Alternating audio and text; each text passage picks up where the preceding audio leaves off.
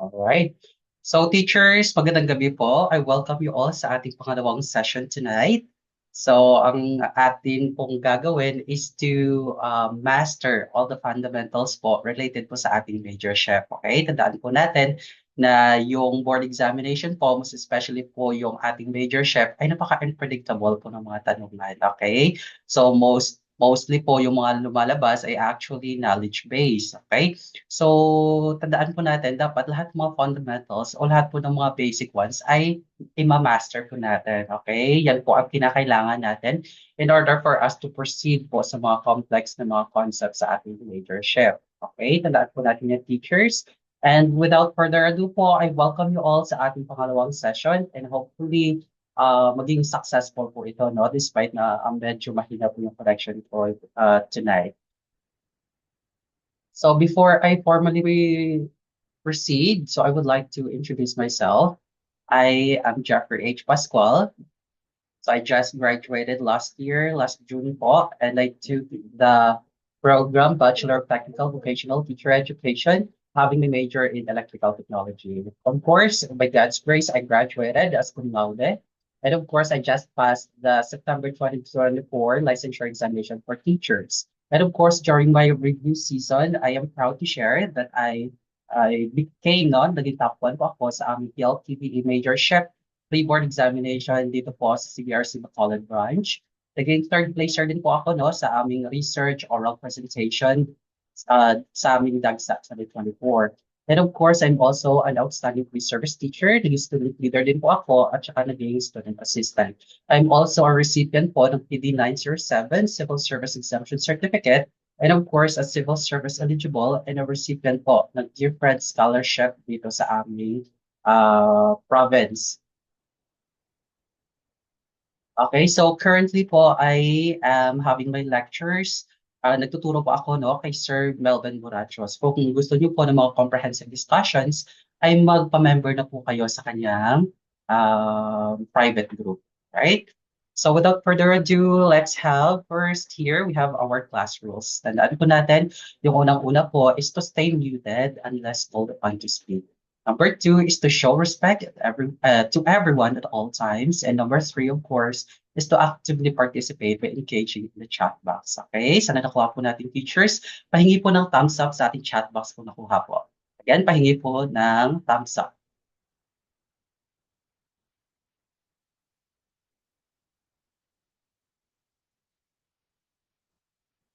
Pahingi po ng thumbs up, teachers. Okay.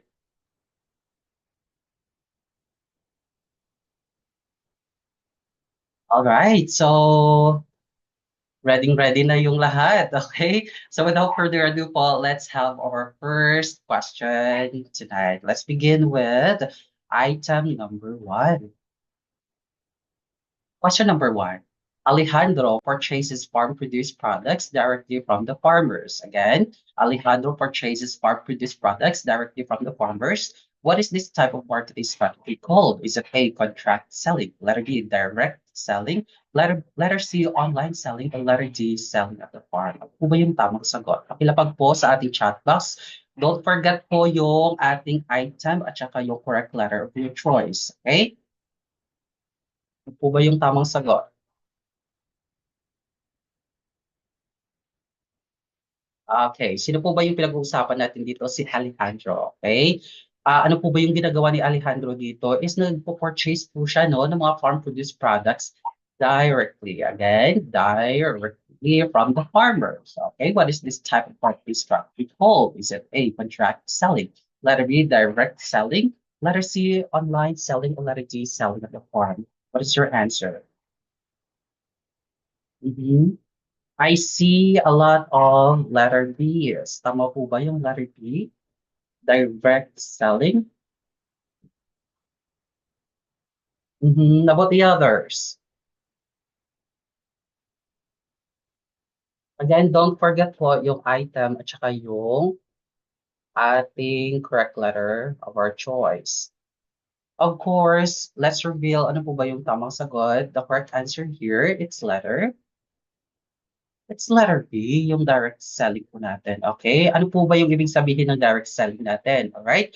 Yung products po are sold directly from the producer. Of course, nag-ensure po ino, no, na yung products na binibili ay fresh and the farmers receive fair compensation. Yan po ang ibig sabihin ng ating direct selling. Pag sinabi kasi nating contract selling, ito po ay nag-involve mo ng agreements. Again, agreements po between our buyers and sellers to deliver goods at a future date. Yan po yung contract selling natin. Pag sinabi naman po nating online selling, of course, ito po ay nag-occur o nag-happen po via our digital platforms or even po sa ating mga websites. Yan po yung online selling natin.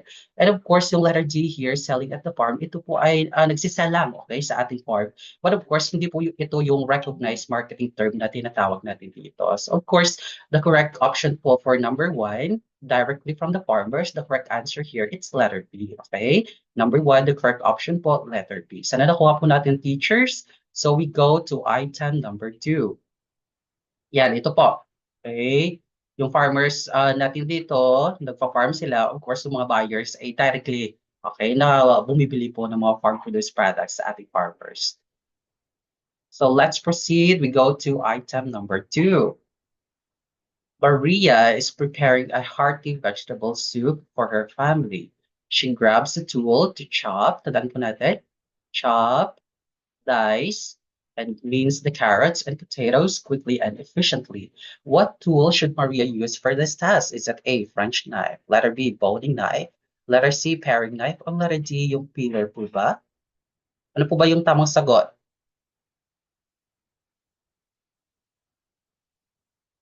Mhm.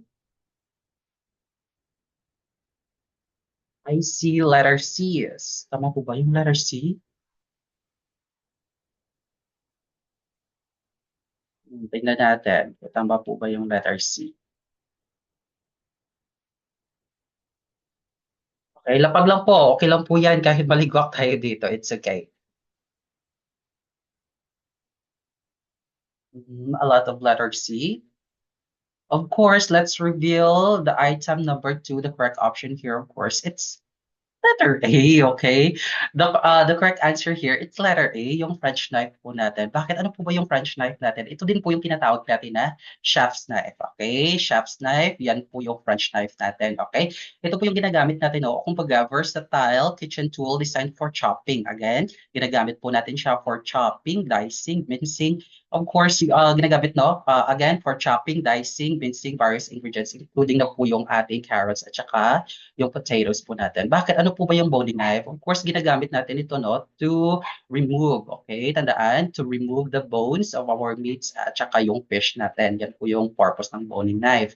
Pag sinabi naman po natin yung letter C, yung paring knife, ito naman po yung ginagamit natin, no, for peeling. Again, for peeling and intricate cutting tasks. Yan po yung paring knife. Pag sinabi naman po natin yung peeler natin, yun po mismo yung ginagamit natin to peel yung vegetables natin or even yung ating mga fruits. Alright? So, na nakuha po natin. The best option po for number two is our French knife. That's letter A.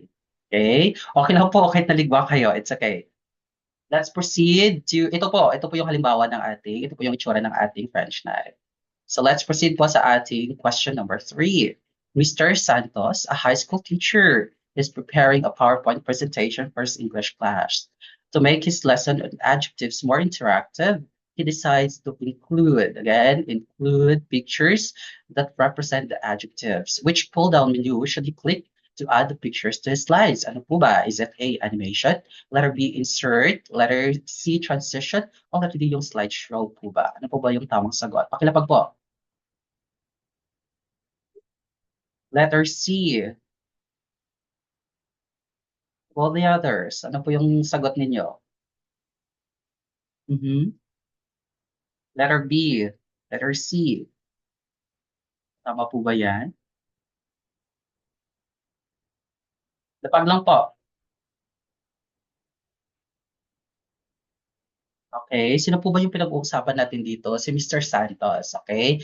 Ano po ba yung gusto niya? Para maging interactive daw po yung kanyang presentation, about adjectives, kinakailangan niya na mag-include ng mga pictures, okay? Include at saka yung mag-add siya, okay? Yan po yung mga keywords natin dito. Ano po ba yung makikita natin sa PowerPoint, okay? Ano po ba yan? Is it animation? Letter B, insert. Letter C, transition. Or letter D, slideshow. Ano po yung tamang sagot? Mhm. I see a lot of letter B's.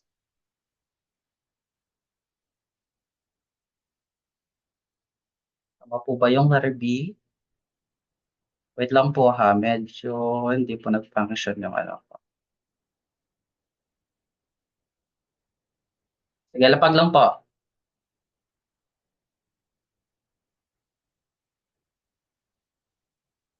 Okay, so we have 12 participants here. Letter B, tama po ba yung letter B?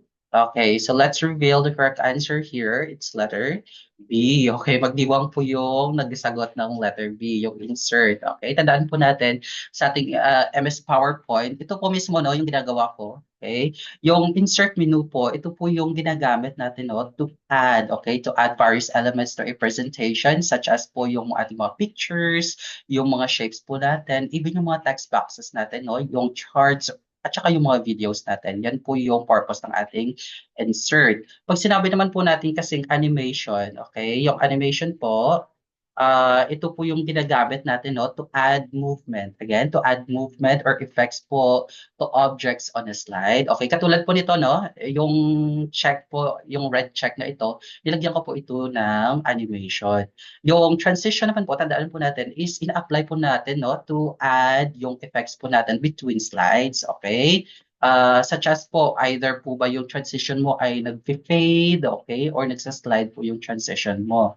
Yung slideshow naman po, katulad mismo po ng ginagawa ko, ito po ay nagpe-present ka na, okay? Used to present the slides to an audience. Yan po yung purpose ng slideshow natin. So of course, number three, the best option here would be letter B, insert. Okay, so nakuha po natin. Keywords po natin dito, include at saka yung add. Okay? Let's proceed to number four. Yan, ito po. Ito po yung features ng ating MS PowerPoint. Diyan po natin makikita yung insert. So we go to item number four. Sophia, a beauty queen, okay, beauty queen daw si Sophia, is preparing for the evening gown competition. To complete her elegant look, she decides to wear an accessory, again, accessory around her neck to complement her outfit. Which of the following items should she choose? Is it A, bracelet, letter B, brooches, letter C, earrings, or letter D, yung necklace po natin? Ano po yung tamang sagot? I see letter D. Letter D. Tama po ba yung letter D? Mhm. Siyempre, alam nyo to eh, no? Yung mga babaeng reviewers natin dito. Sige, ito yung tamang sagot.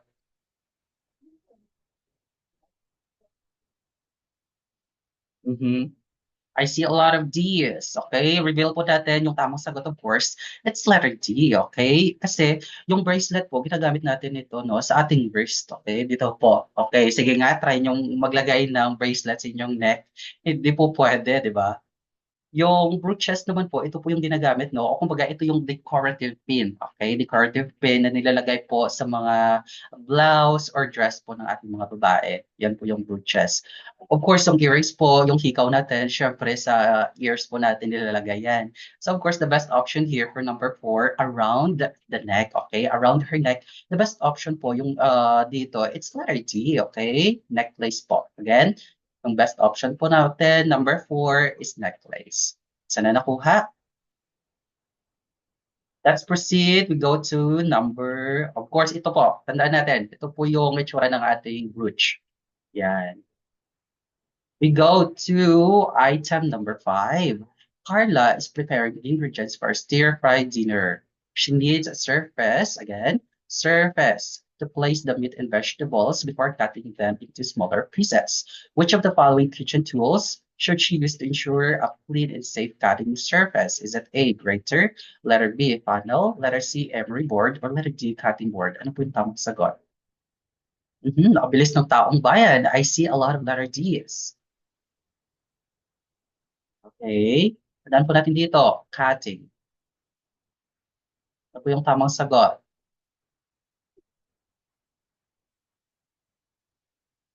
Mhm. A lot of letter Ds. Binabaha tayo ng letter D dito. Okay, of course, let's reveal the correct option here. Of course, it's letter D, okay? Bakit? Ano po ba yung grater natin? Well, yung grater po, ginagamit po natin siya, no, for shredding, okay? For shredding po or grating yung mga food natin, yung mga firmer foods natin, katulad po ng cheese natin, and even yung mga vegetables. Yan po yung purpose ng grater. Of course, yung panel ginagamit po natin, no, to transfer liquids. Okay, most especially po if we want to transfer the liquids from one container to another na wala pong leak or kumbaga hindi po mag-spill yung liquid natin. Yan po yung purpose ng funnel. Of course, yung letter C here, yung emery board, hindi po siya ginagamit sa pagkain. Okay? Saan po ba ginagamit yung emery board? Of course, ginagamit po siya natin to file our nails. Okay? So, cosmetology po yung emery board under. Okay? Of course, the best option here for cutting, okay, chopping, okay, surface, the best option po, it's cutting board. Number 5, the best option po natin, it's letter D, cutting board. So, na nakuha po natin, that's number 5. We go to item number 6. Okay. Blank is the document that lists the various crops grown on the farm throughout the year. Is it A, harvest? Letter B, sales record? Letter C, cash record? O letter D, production record?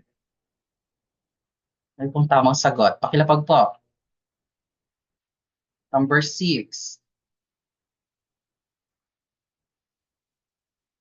Mhm.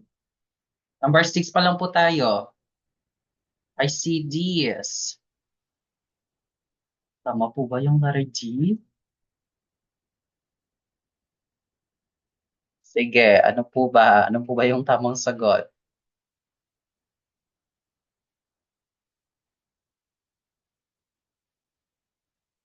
Mhm. A lot of letter Ds.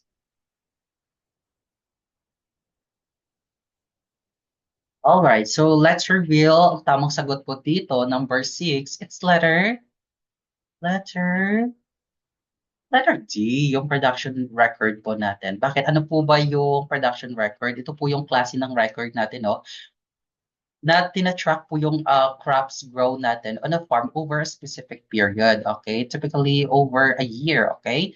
It includes details on what was planted, ano po ba yung hinarvest natin, and any other relevant data about po sa ating crop production. Yan po yung production record. Pag sinabi naman po kasi nating harvest, of course, harvest, nag-gather ka na ng inyong crops. Yan po yung harvest.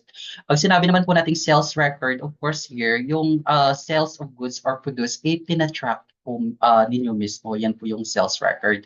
Pag sinabi naman po nating cash record dito, ito naman po yung cash inflows natin at saka yung cash outflows. Yan po yung cash record. Of course, number 6, we're talking about here the document that lists the various crops grown on the best option here, it's letter D, yung production record po natin. Okay, so nakuha po number 6, the correct option here, it's letter D, production record. We go to item number 7. You are starting your own online business and want to reach potential customers via digital marketing. Again, digital marketing. To get started, tandaan po natin, to get started, what essential device or service do you need to connect to the internet and manage your online marketing efforts? Is it A, email address? Letter B, PLDT. Letter C, internet connection. Letter D, yung flyers ba natin or brochures? Ano po yung tamang sagot? Okay, tandaan po natin ito to get started. Ano po ba klaseng service yan? I see a lot of letter C's. Tama po ba yung letter C?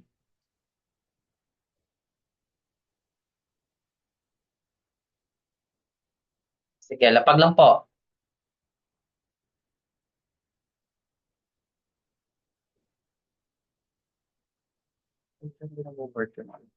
Sige, lapag lang po. Okay, number 7, I see a lot of letter C's. Tama po ba yung letter C?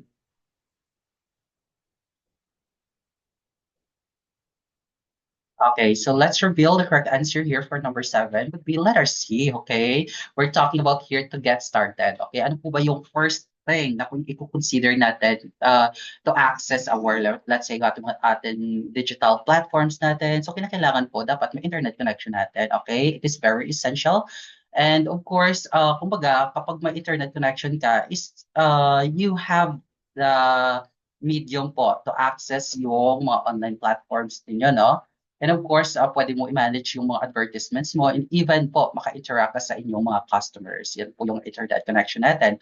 Of course, yung email address, hindi po pwede. Kasi nga po, yung email po mismo natin noon, nagre-require din po siya ng internet connection.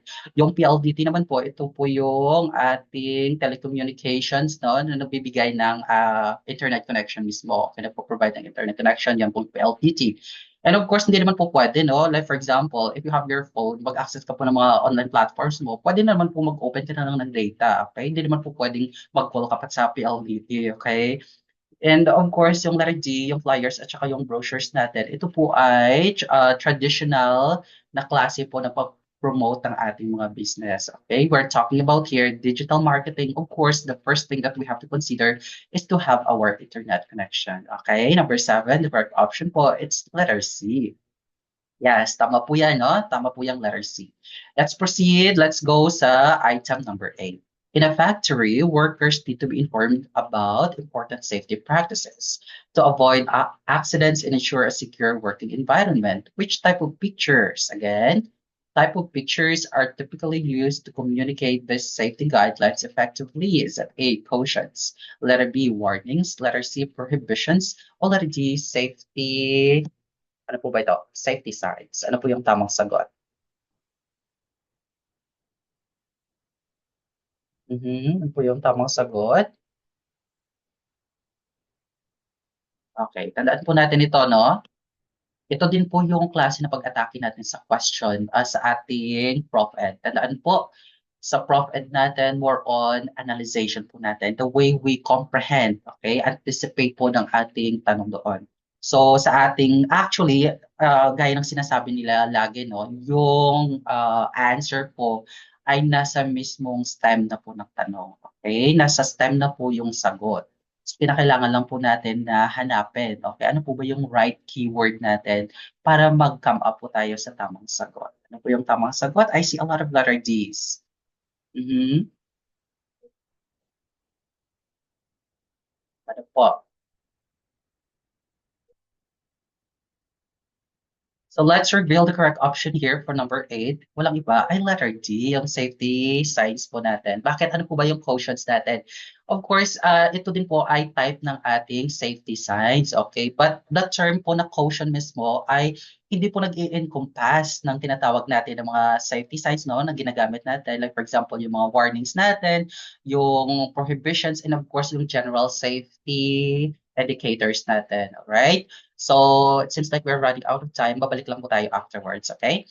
Of course, yung warnings po, ang purpose nito is to alert people, okay? Yung warnings to alert people to potential dangers. And of course, yung letter C, yung prohibitions natin dito, ito po ay klase or specific type of safety signs that indicate what should not be done. Again, yung prohibitions po, ito po ay nag-indicate what should not be done. Example, yung prohibitions natin is no smoking.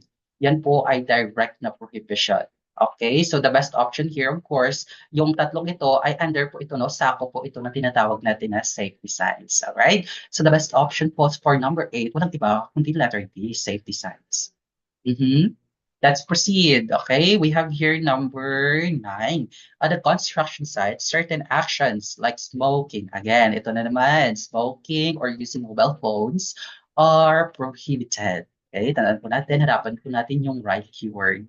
For safety reasons, what type of signs are used to clearly indicate that these actions are not allowed? Again, not allowed. Ano po ba ito? A, regular signs. Letter B, mandatory signs. Letter C, prohibition signs. O letter D, warning signs. Ano po yung tamang sagot? Pakilapag po. I see a lot of letter C's. Tama po ba yung letter C? Sige. Wow, yung halos, no, yung nagjo-join. Actually, ito din yung mga nag-join last session. Sige, survivors pa tayo, laban tayo. Mhm. Okay, so let's reveal the correct option po for number 9. Walang iba po kundi yung prohibition signs natin. Again, tandaan po natin, of course, yung regular signs natin dito, ano lang po ito, no? Distractor lang po ito. Pag sinabi po kasi nating prohibition signs, again, as what I have mentioned kanina, ito po ay nag-indicate noon ng certain actions na hindi po dapat natin gawin. Again, yung mga direct prohibition signs po natin, like for example, yung no smoking, yung no entry. Yan po ang ating prohibition signs. Pag sinabi naman po kasi nating mandatory signs, ito po ay nag-indicate ng actions na kinakailangan po nating i-follow. Again, yung mandatory signs po, ito po ay nag-indicate ng mga actions na kinakailangan po nating i-follow. Like for example, yung pag-wear po natin ng mga protective gears, okay, while working po sa ating workplace, yan po yung mandatory signs natin. And of course, yung warning signs here, as what I have said kanina, ito po ay nag-a-alert ng mga people natin no, na nagtatrabaho po sa ating workplace. Like for example, is to give warning signs sa mga potential hazards or dangers such as po yung mga slippery when wet, okay, even po yung mga high voltages natin. Yun po ay mga direct warning signs. Okay, sana nakuha po natin. Number 9, the best option here would be letter C, prohibition signs. Okay, let's proceed po sa number 10. Okay, ito po. Okay, screenshot niyo po ito para mas ma-differentiate po natin ng mas maigi. Okay, that's number 9. We go to item number 10.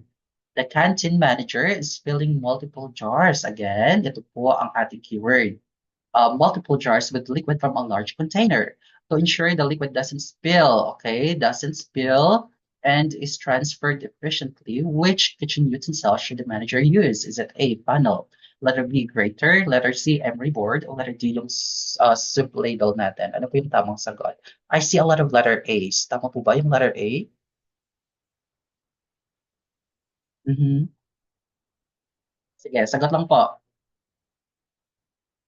Huwag po kayong mahiya, no? Kahit maligwa kayo dyan, it's okay. It's fine. Huwag lang po sa actual board examination. Mhm. Wala na po bang sasagot?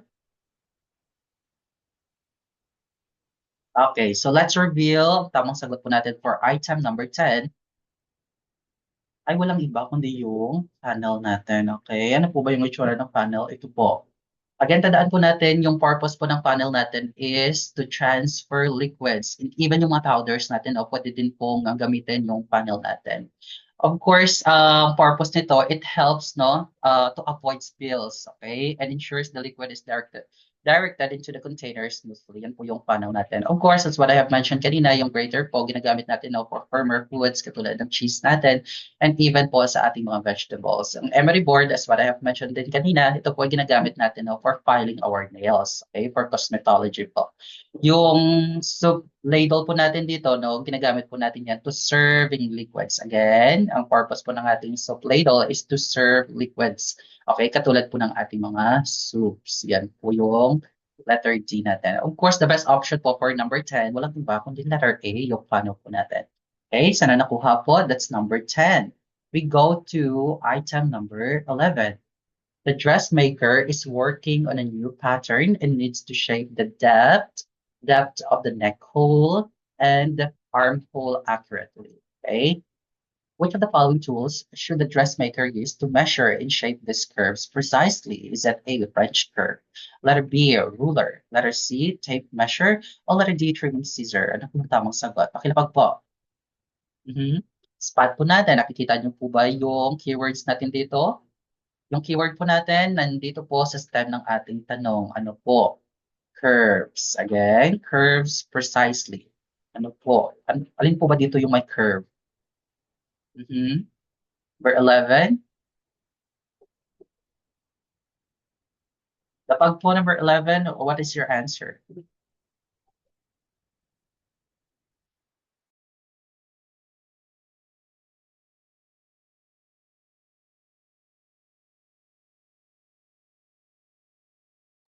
I apologize na wala po ako. Okay, balik lang po tayo.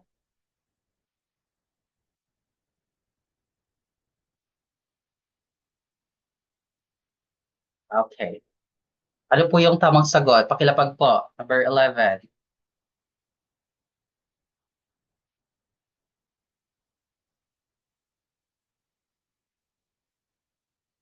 Oh, I see letter C. Tama po ba yung letter C? Sige. Lapag lang po. Medyo mahina yung internet ko dito. It's okay lang. Laban lang po tayo. Sige, lapag lang po tayo. It's okay. Kahit mali po, it's okay. Walang problema. Again, ano po ba yung keyword natin dito? Curves. Again, curves. Precisely. Ano po yung tamang sagot? Is it A, French curve? Letter B, ruler? Letter C, tape measure? Or letter D, trimming scissors? Mhm. So let's reveal the correct option here for number 11. Walang iba kundi yung French curve natin. Tandaan po, yung French curve, ito po yung ginagamit ng dressmakers natin, no, to create smooth curved lines. Tandaan po, to create smooth curved lines for shaping ng ating mga areas katulad ng mga neck holes natin, okay? Neck holes and even yung mga arm holes. Yan po ang purpose ng French curve. Pag sinabi naman po nating ruler, of course, ginagamit natin ito, no, to measure yung mga short distances natin and even po yung mga straight lines. Yan po ang purpose ng ruler. Pag sinabi naman po nating tape measure, ginagamit po natin ito, no, for taking, again, yung purpose po ng tape measure natin is for taking linear measurements around the body. Yan po yung tape measure. And of course, yung trimming scissors natin, yung main purpose nito is for cutting. Then, cutting fabrics, yan po ang purpose ng ating trimming scissors. And of course, the best option po for number 11, walang iba kundi letter A, yung French curve. We go to item number. A small business owner wants to calculate the total profit for the month. Again, ano po ba yung hinahanap niya? Yung total profit. Okay? To do this, they need to know how much they earned. Okay? From the sales, it's subtract. Again, subtract daw po yung cost, okay, associated with running the business. What formula should they use to calculate the total profit? Is it A, total sales plus total expenses? Letter B, total sales to be subtracted by the total expenses. Letter C, total sales to be multiplied with total expenses. O yung total sales natin, i-divide po natin sa ating total expenses. Ano po yung tamang sagot? Ano po ang tamang sagot? I see letter B. Tama po ba yung letter B? Sige, lapag lang po kayo.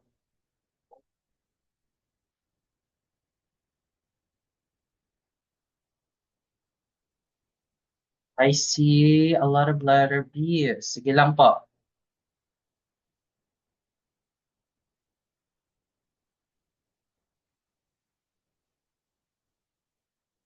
Mhm. Letter B. Tama po ba yung letter B? Final na po ba yan, letter B?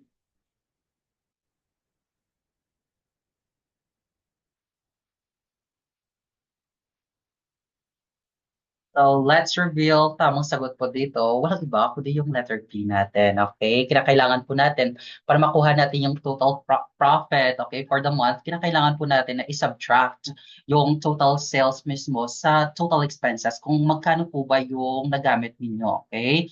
For example, sa ating production cost, i-minus po natin yan sa ating total sales mismo. Okay? Tandaan po natin, yung formula po natin, kinakailangan po natin i-subtract sa ating total sales or yung total expenses po natin, yung cost natin, i-subtract natin no, sa ating total sales o yung tinatawag natin na revenues. Okay? Kumbaga, ito po ay nagbibigay ng tinatawag natin na net profit. Again, tinatawag po natin net profit, which represents po the amount of money left after all the expenses have been deducted from sales. Yan po ang tinatawag na net profit. And of course, the best option here for number 12 ay walang iba kundi letter B. Okay? Total sales to be subtracted by our total expenses. Ano nakuha po natin? Number 12, letter B po ang ating tamang sagot. Okay, tumpak po yung letter B's. Congratulations po sa mga nagsagot ng letter B. We go to item number 13. In a forest, trees provide shelter, food, and safety to many species of animals and birds. What term is used to describe the environment that trees create for wildlife? Okay, ano po ba yan? Is it A, habitat? Letter B, home. Letter C, forest. O letter D, rainforest. Ano po yung tamang sagot? Pakilapag po. Is it A, habitat? Letter B, home. Letter C, forest. O letter D, rainforest. I see a lot of letter A's. Tama po ba yung letter A? Final po ba yan? Ayan nyo po ba sa home? Pwede din pong maging home yan, no? Mhm. Yung pinag-uusapan po ba natin dito, of course, yung trees natin. Okay, ano po ba yung pinaprovide niya? Nagpo-provide daw siya ng shelter, okay, ng food, and of course, safety sa ating mga animals and birds. Yes, final po. Okay. Let's see kung tama po ba yung letter A. Okay, magpugay po ang lahat na nagsagot ng letter A. Okay. A, tama po yan, yung letter A. Bakit? Bakit habitat po? Bakit hindi po home? Okay. Pag sinabi kasi natin yung habitat, ito po yung specifically now sa ating natural environment, yung mga species po natin, dito po yung tumitira, and of course, nag-grow at saka nagka-thrive. Yan po yung habitat natin. Kumbaga, yung trees natin, nagsiserve siya no, as habitat for many types of wildlife. Nagbibigay po siya ng shelter, ng food, at saka safety. Yung home po, pwede naman po no, na sabihin natin home, but then we're talking about environmental science, hindi naman po pwede, no? Or inappropriate naman po gamitin yung home, okay? And of course, yung letter C, yung forest naman po, ito po yung tinatawag natin, it refers po sa ating entire ecosystem. Again, yung forest po, tumutukoy sa entire ecosystem. Yung rainforest naman po, of course, ito naman po yung tinatawag natin, no? A specific po siya na forest kung saan characterized po yung tinatawag natin na high rainfall. Again, yung rainforest po, ito po ay isang or specific type of forest characterized by high rainfall. Of course, number 13, the best option here would be letter A, habitat. Tandaan po, 13, habitat po ang tamang sagot. Sana nakuha po natin. Magpugay po kayo, okay? Nakasagot po ng letter A. We go to item number 14. A large-scale orchard farming is focusing on growing trees that provide not just food, but also fiber and oil, okay, making them highly valuable for both consumption and industry. Which type of orchard farm is being described here? Is that A, banana plantation, letter B, durian plantation, letter C, calamansi plantation, o letter D, yung palm tree plantation natin? Ano po ba yung tamang sagot? Okay, i-analyze po natin yung tanong natin, okay? Hindi lang po siya nagbibigay ng food, nagbibigay din po siya ng fiber. And of course, yung tinatawag natin na oil. Ano po ba yung nabibigay o yung may complete package dito? Banana plantation po ba? Letter B, yung durian plantation. Letter C, calamansi plantation. O letter D, yung palm tree plantation natin. I see a lot of letter D's. Tama po ba yung letter D? So let's reveal the answer here. Of course, it's letter D, yung palm tree plantation natin. Okay? Bakit? Ano po ba yung yung palm trees? Okay? Yung especially po no, yung tinatawag natin na oil palms, okay? Kumbaga may great economic importance po siya kasi hindi lang po siya nagbibigay ng pagkain, di ba? Edible po yung fruits niya. And of course, nagbibigay din po siya ng fiber and of course yung oil, okay? Most especially po yung tinatawag natin na palm oil, di ba? Yan po ang ating palm tree plantation. Of course, pwede naman po yung banana, nagbibigay din po siya ng saging, hindi po ba? Kinakain din po natin yan. But then, hindi po tayo makakapag-produce ng oil coming from banana, okay? Of course, yung letter B here, yung durian plantation natin, hindi naman po pwede pagkukunan natin yan ng fiber, no? Hindi naman po siya great source ng fiber natin and even oil. And of course, yung calamansi po, ginagamit natin yan for culinary purposes. Yung mga calamansi fruits, di po ba? Ginagamit natin sa culinary. But then, hindi naman po siya good source ng fiber at saka oil. So the best option here, of course, number 14, ay walang iba kundi letter D, yung palm tree plantation natin. Di ba? Ako, kitang-kita po, okay, sa ating tanong, nasa time lang po no, ng tanong yung sagot, okay? Tandaan po, i-analyze natin ano po ba yung klase ng plantation, yung nabibigyan ng pagkain. Of course, yung palm tree, edible yung fruit niya. Of course, nabibigyan din siya ng fiber, di po ba? And of course, nagpo-produce din po siya ng oil, okay? Yan po ang tamang sagot, walang iba, letter D. 14, letter D. We go to item number 15. Blank is a single page of a presentation created with software such as PowerPoint. Tandaan po natin, ano po yung keywords? Single page, okay? Is it A, animation, letter B, slide, letter C, transition, or letter D, theme? Okay, ano po yung tamang sagot? I see letter B is. Tama po ba yung letter B? Mhm. Okay, gaya po nito 'no, nung ginagawa ko po mismo. Ano po ba yung tawag sa, pine-present ko mismo ngayon? Ano po ba 'yan? Is that animation po ba 'yan? Letter B, slide. Letter C, transition. O letter D, yung theme po? Ano po yung sagot? Mhm. I see a lot of letter B, slide po. With a finger heart. Okay, ano po yung tamang sagot? Let's check. Number 15, tama na po ba? Hindi na po ba kayo mag-change ng sagot? Okay, so let's reveal here the correct answer here. Of course, walang iba kundi yung slide. Okay? Slide po ang tamang sagot. Okay? Kumbaga, ito po yung pinaka-single page natin mismo. Katulad po ng pinipresent ko ngayon. Kumbaga, yung single page natin, hindi lang po, pwede lang din po siya maging blank page, no? But of course, gaya po ng ginagawa ko ngayon, yung slide ko mismo, o yung single page po, makikita po natin dyan yung mga text, okay, pwede ka din po mag-insert ng mga images, pwede ka din po mag-insert ng iba pang mga elements, okay? Yan po yung slide natin. Pag sinabi kasi nating animation, okay, gaya po nito, no, nung yung red check natin, as what I have said kanina, naglagyan ko po yan ng animation. Kumbaga, may abilidad po, no, yung red check natin dito na mag-move, okay? O kumbaga mag-appear siya, yan po yung animation natin. And of course, yung transition po, like for example, gusto mo pong mag-move from one slide to another, yung transition mo, pwede po ba yung nag-fade po ba yung transition? Pwede po ba na bumubulaga? Okay, yan po yung transition. And of course, yung theme naman po, ito naman po yung tinatawag natin na overall design. Okay? Like for example, ito po yung slide ko, no? May pa-design-design po yan. So yan po yung ibig sabihin ng theme natin. Mhm. So the best option here for number 15 ay walang iba kundi letter B. Okay, sana nakuha po natin 15, letter B po ang tamang sagot. We go to item number 16. Which of the following here is not a benefit? Again, we're looking for an exception here. Not a benefit of planting trees for people and the community. Is it A, trees help control floods and soil erosion? Letter B, trees release oxygen, which is essential for breathing. Letter C, trees do not help protect against soil erosion. O letter D, trees help maintain high-quality water supply. Ano po yung tamang sagot? I see a lot of letter C's. Tama po ba yung letter C? Mhm. We're looking for an exception here. Tandaan po, okay, most especially po sa board examination, kumbaga, minsan po sinasadya ng PRC na gawing lowercase yung not natin, yung except, okay? Kasi kapag hindi ka observant po sa tanong, maliligwa ka po talaga, okay? Exception pala yung hinahanap. So, iba po yung nasagot mo. So, kawawa naman po.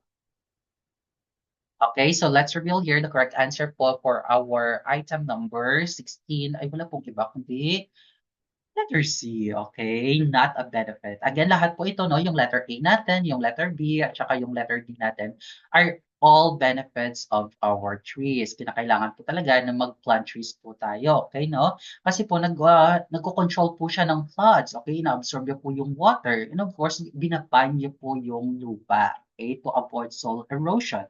Yung soil erosion po in local terms, especially here in Negros, we call that as yung tiphag po 'no, yung tumitiphag o yung tiphag po yung lupa, yan po yung soil erosion. 'Pag sinabi po nating trees release oxygen, of course, obviously nagpo-provide po ng oxygen for breathing, 'di po ba? Yan po yung purpose ng ating trees. And of course, yung letter D naman natin here, trees help maintain high quality of water. Of course, not just nag-a-absorb siya ng water, of course, nagfi-filter din po siya ng water for drinking purposes. Yan po ang mga benefits ng ating trees. But then we're looking for an exception, of course, yung letter C po ang tamang sagot dito. Kasi nga po, ang sinabi dito is yung trees daw hindi po nagpo-protect no, against soil erosion, which is wrong, okay? Yung trees po, big help po yan, most especially po sa mga landslides or mga soil erosion, okay? The best option po for number 16 ay walang iba kundi letter C, okay? Magpugay po kayo na sumagot ng letter C. We go to item number 17. The following are common abbreviations. Again, we're looking for abbreviations. Ano po ba yan? Found in a recipe. Except, again, we're looking again for an exception. Ano po ba dito? Is that A, pint, letter B, quart, letter C, ounces, o letter D, flour? Ano po yung tamang sagot? Bilis ng taong bayan. I see a lot of letter D's. Tama po ba yung letter D? Flour. Mhm. Okay, let me check. Ilan po ba tayo dito ngayon? We are currently 10. Okay lang po. I-record ko din naman po ito. Okay, ano po ba yung tamang sagot? Okay. Reveal na po natin ang tamang sagot po, number 17 ay walang iba po kundi yung flour natin, okay? Yung pint po, of course, ginagamit po natin siya, no? O kumbaga, yung unit of for liquid measurements. Again, yung pint po, ginagamit natin siya, no, as unit for liquid measurements. Pag sinabi naman po natin quart, tandaan po natin teachers, yung quart po, again, unit of measurement po for both liquids. Again, for both liquids and solids. Okay? Kumbaga, yung dalawang 2 pints po natin is equivalent po for 1 quart. Okay? Tandaan po. Letter C po yung ounces natin dito. Ito po yung ginagamit natin, no, to measure weight or volume depending po sa ginamit nating ingredient. Yan po yung ounces.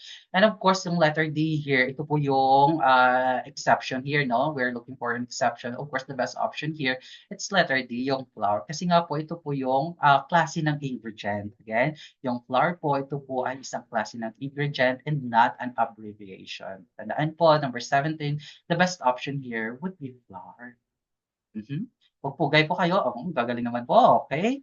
Most of you answered letter D. Okay, let's proceed to number 18. How would you, as a seller, attract or convince your buyers? Is it A, be cheerful, honest, and accommodating salesperson? Letter B, sell plants with thin foliage and common plants. Letter C, provide helpful information and offer reasonable prices. Or letter D is you have to wear a costume or mascot. Mhm. I see a lot of letter A's. Ayaw niyo po ba ng costume or mascot? Pwede din pong mag-wear kayo no'n, like for example sa Jollibee, di ba? Ayaw niyo po ba niyan? Kaka-attract din ka din po ng mga ano eh, ng mga customer dito eh, kapag nag-wear ka ng costume ng mascot. Ayaw niyo po ng letter D? Mhm. Ayaw niyo na magpalit?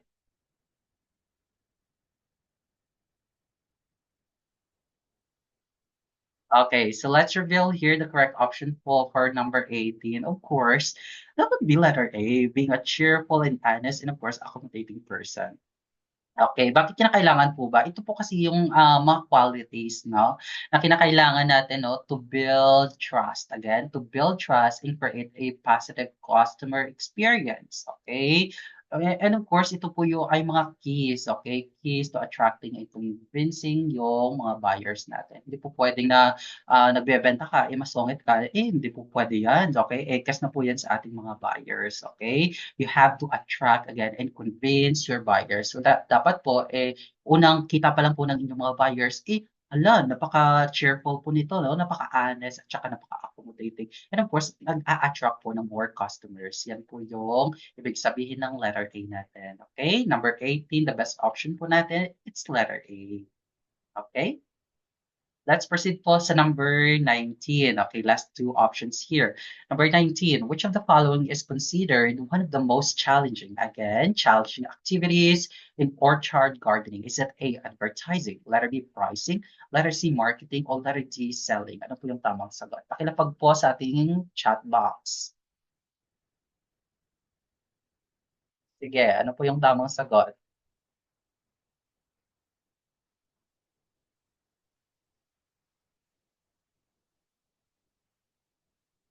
Mhm. I see a lot of letter A's. Advertising. Tama po ba? Pera po ba mag-advertise?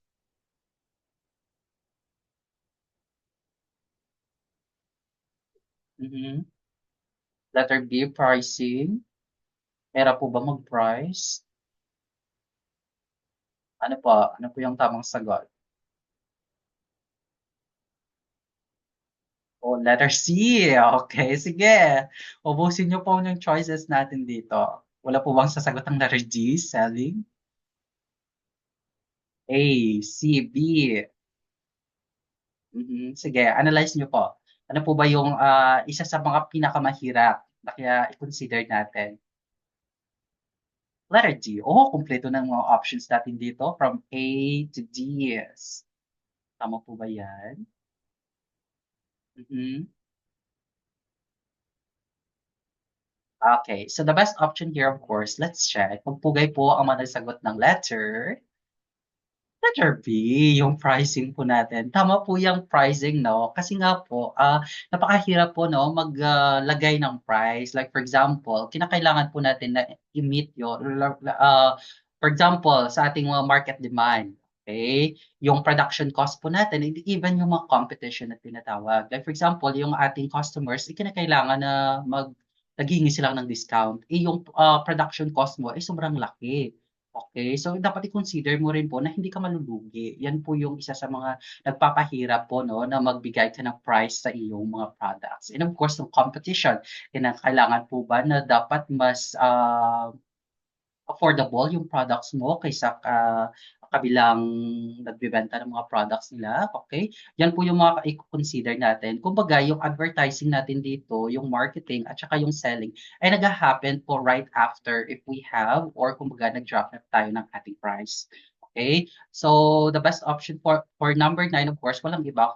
Number 19, of course, walang iba kundi letter B, pricing po. Okay? Isa po yan sa pinaka-challenging activities sa ating orchard gardening. Okay? Yehey! Tumpak yehey po. Okay? Tama po yung number, letter B sa ating 19. Okay? Sana nakuha po natin. We go to last item for tonight. We have here number 20. Okay. Wait lang po. Medyo may humahabol pa. Okay, number 20 here. Imagine you are a home buyer looking for a compact yet popular kitchen designed for a small house. Wait lang no, ay humahabol pa. Which of the following kitchen types would you most likely choose? Again, home buyer ka po, no? Naghahanap ka po ng type of kitchen, no? Kumbaga, yung house mo, may small house ka lamang, okay? Looking for compact yet popular kitchen design for a small house. Is it A, one island kitchen? Letter B, two wall kitchen. Letter C, L shape. O letter D, yung U shape natin. Ano po yung tamang sagot? I see a lot of letter C's. Tama po ba yung letter C? Sige, kita nyo kung sino kayo. Lapag nyo dyan. Letter C. I see a lot of letter C's. Sige.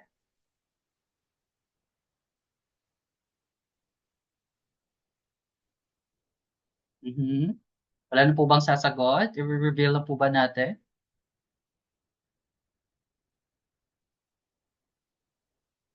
Okay.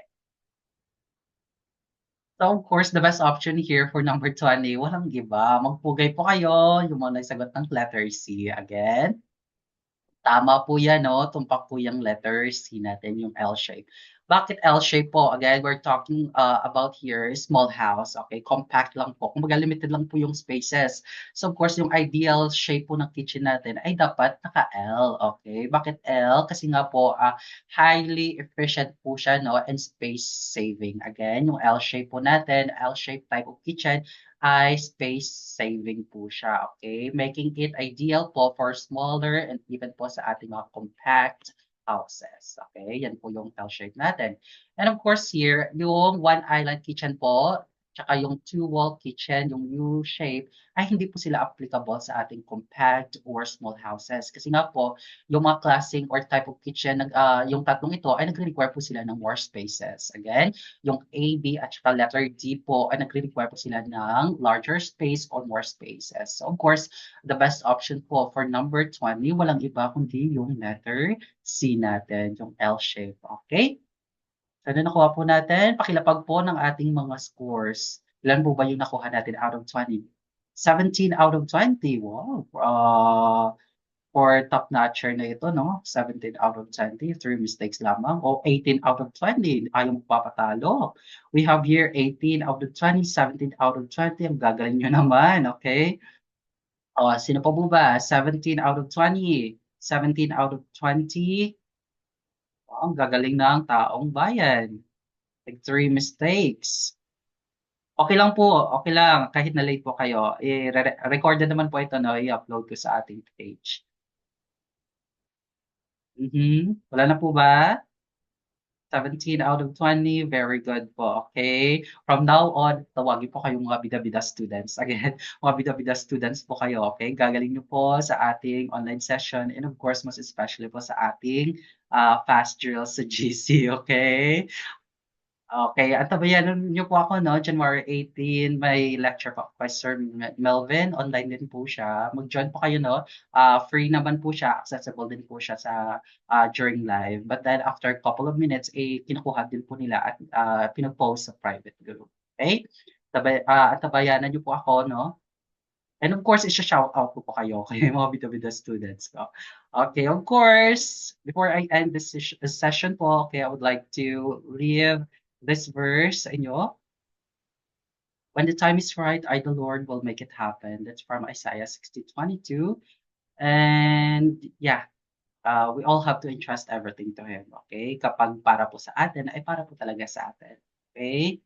Sana po wag po tayong panghinaan ng loob at saka laban lang po. Okay? Again, as I always say, tell TVN, raise our flag, kakayanin po natin. Okay? Never ever settle po. Okay? Ito po yung lagi sinasabi ko sa akin mga students. Every time may session po ako, never ever settle po sa 75.